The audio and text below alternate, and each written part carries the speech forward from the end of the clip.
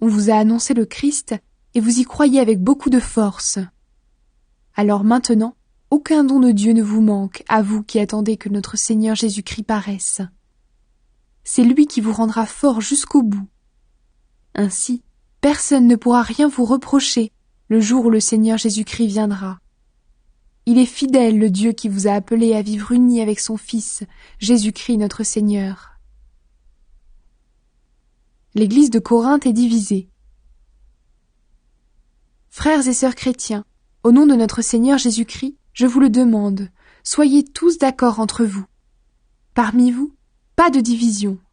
Soyez très unis, ayez un même esprit et une même pensée. Oui, mes frères et mes sœurs, les gens de la famille de Chloé m'ont appris qu'il y a des disputes entre vous. Voici ce que je veux dire. Chacun de vous affirme des choses différentes. L'un dit « Moi, j'appartiens à Paul ». L'autre dit « Moi, à Apollos ». Un autre encore « Moi, j'appartiens à Pierre ». Et un autre dit « Moi, au Christ ». Est-ce que le Christ est divisé ? Est-ce que c'est Paul qui a été cloué sur une croix pour vous ? Est-ce que c'est au nom de Paul que vous avez été baptisés ? Je remercie Dieu parce que je n'ai baptisé aucun de vous, sauf Crispus et Gaius. Alors personne ne peut dire que vous avez été baptisés en mon nom. Ah si, j'ai baptisé aussi la famille de Stéphanas.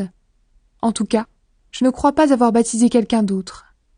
Le Christ ne m'a pas envoyé baptiser, mais il m'a envoyé annoncer la bonne nouvelle sans me servir des paroles de la sagesse humaine. Ainsi, la mort du Christ sur la croix ne perd pas son pouvoir. Jésus-Christ, puissance et sagesse de Dieu. Oui, le message de la croix est une folie pour ceux qui perdent leur vie loin de Dieu. Mais pour ceux que Dieu sauve, c'est-à-dire pour nous, il est puissance de Dieu. Dans les livres saints on lit « Je détruirai la sagesse des sages, et je rejetterai l'intelligence des gens intelligents. » Qu'est-ce que le sage peut dire encore ? Et l'homme instruit. Et c'est lui qui discute bien dans ce monde. Qu'est-ce qu'ils peuvent dire encore ? Dieu a montré que la sagesse de ce monde est une folie. En effet, le monde avec sa sagesse n'a pas reconnu Dieu en voyant la sagesse de Dieu. Alors Dieu a décidé de sauver ceux qui croient grâce au message que nous annonçons. Et ce message semble fou. Les Juifs demandent des signes étonnants, et ceux qui ne sont pas Juifs cherchent la sagesse. Mais nous annonçons un Messie cloué sur une croix. Les Juifs ne peuvent absolument pas accepter cela, et ceux qui ne sont pas Juifs pensent que c'est une folie. Mais pour ceux que Dieu appelle, Juifs et non-Juifs, le Christ est la puissance de Dieu et la sagesse de Dieu. Oui, la folie de Dieu est plus sage que la sagesse des hommes, et la faiblesse de Dieu est plus forte que la force des hommes. Frères et sœurs, regardez qui vous êtes, vous qui avez reçu l'appel de Dieu. Parmi vous, il n'y a pas beaucoup de sages du point de vue humain, pas beaucoup de gens puissants, pas beaucoup de gens importants. Mais pour couvrir de honte les sages, Dieu a choisi ce qui semble fou dans le monde. Pour couvrir de honte ce qui est fort, Dieu a choisi ce qui est faible dans le monde. Pour détruire ce qui est important, Dieu a choisi ce qui est petit dans le monde. Il a choisi ce qu'on méprise, ce qui n'est rien du tout. Dieu a fait cela pour que personne ne puisse se vanter devant lui. C'est lui qui vous a unis au Christ Jésus, et le Christ est devenu pour nous la sagesse qui vient de Dieu. Par lui, Dieu nous rend justes, il nous choisit pour lui, et il nous libère du péché. Alors, comme les livres saints le disent, si quelqu'un veut se vanter, qu'il se vante à cause du Seigneur. Paul a annoncé le Christ cloué sur une croix. Moi-même, frères et sœurs chrétiens, je suis venu chez vous pour vous annoncer le projet caché de Dieu. Mais je ne l'ai pas fait avec des paroles compliquées, ni avec des connaissances extraordinaires. En effet, au milieu de vous, je n'ai rien voulu savoir, sinon Jésus-Christ, et Jésus-Christ cloué sur une croix. Moi-même, devant vous, j'ai été faible, j'avais peur, je tremblais. Ma parole et mon enseignement n'avaient rien à voir avec les discours convaincants de la sagesse humaine. Mais c'est la puissance de l'Esprit Saint qui apparaissait clairement dans ce que je disais. Ainsi, votre foi ne peut pas s'appuyer sur la sagesse humaine, mais sur la puissance de Dieu. La sagesse de Dieu. Pourtant, c'est bien une sagesse que nous enseignons aux chrétiens adultes dans la foi. Mais cette sagesse n'est pas la sagesse de ce monde. Ce n'est pas la sagesse des puissances mauvaises de ce monde qui seront détruites. Nous enseignons la sagesse mystérieuse de Dieu qui était restée cachée. Mais avant que le monde existe, Dieu avait préparé cette sagesse pour nous donner de la gloire. Aucune puissance mauvaise de ce monde n'a connu cette sagesse. Si ces puissances l'avaient connue, elles n'auraient pas fait clouer sur une croix le Seigneur plein de gloire. En effet, les livres saints disent « Il y a des choses que les yeux ne voient pas, les oreilles ne les entendent pas, les êtres humains n'y ont jamais pensé. Eh bien, ces choses-là, Dieu les a préparées en faveur de ceux qui ont de l'amour pour lui. Et c'est à nous que Dieu les a fait connaître par l'Esprit Saint. En effet, l'Esprit Saint connaît tout, même les secrets les plus profonds de Dieu. Les secrets d'une personne humaine, qui les connaît? Personne, sauf l'esprit humain qui est en elle. De même les secrets de Dieu, qui les connaît? Personne, sauf l'Esprit de Dieu. Nous n'avons pas reçu l'Esprit du monde, nous avons reçu l'Esprit qui vient de Dieu.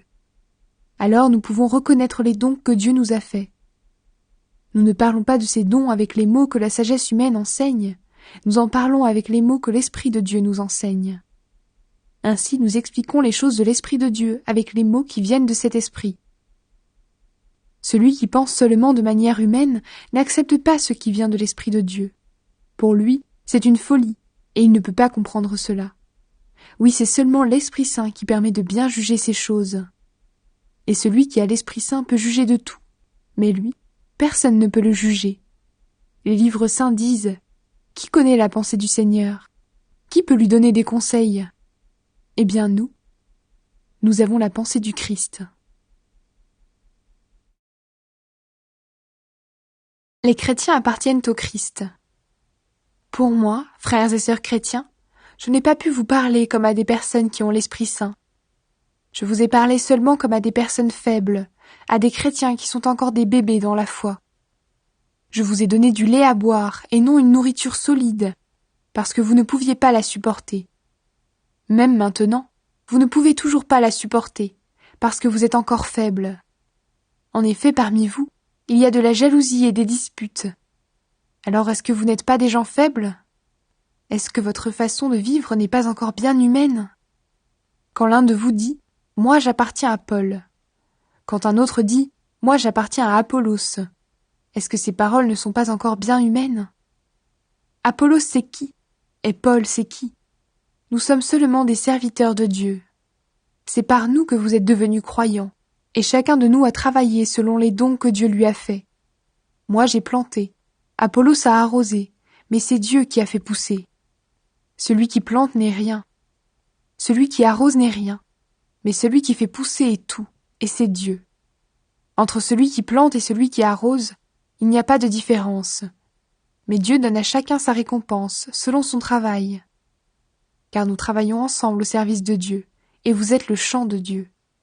Vous êtes aussi la maison de Dieu. Selon le don que Dieu m'a fait, j'ai placé les fondations comme un bon constructeur. Un autre construit dessus.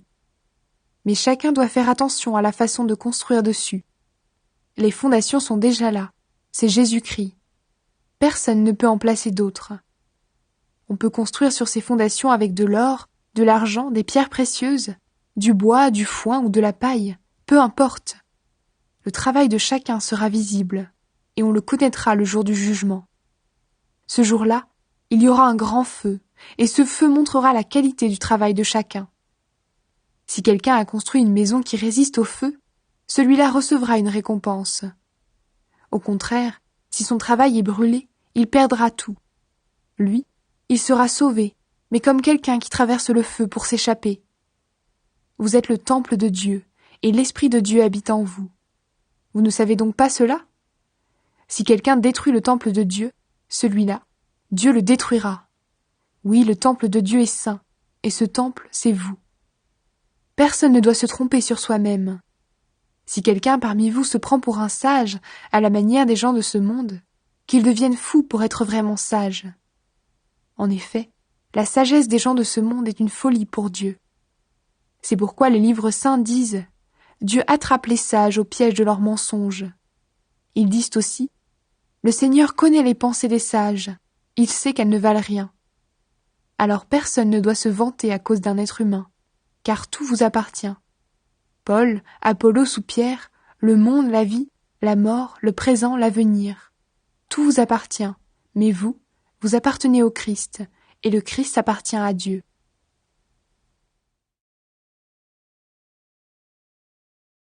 Les apôtres du Christ sont à la dernière place. On doit nous considérer comme les serviteurs du Christ et les responsables chargés de faire connaître les mystères de Dieu. Finalement, ce qu'on demande à des responsables, c'est d'être fidèles. Moi, cela m'est égal. Vous pouvez me juger, un tribunal humain peut me juger. Mais je ne me juge pas moi-même. Je pense que je n'ai rien à me reprocher, mais cela ne veut pas dire que je suis innocent. Mon juge, c'est le Seigneur.